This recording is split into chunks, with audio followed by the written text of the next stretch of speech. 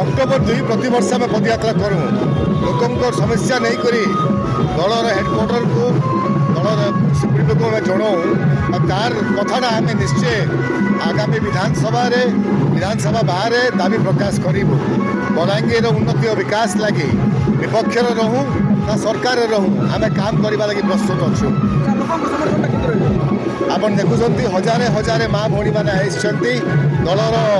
दल को समर्थन देते साहय कर मुख्य कारण है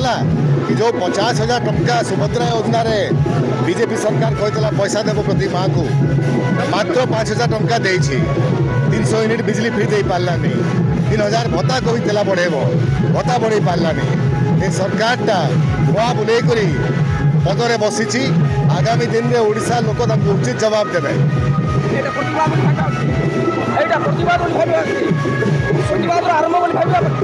आम मूलर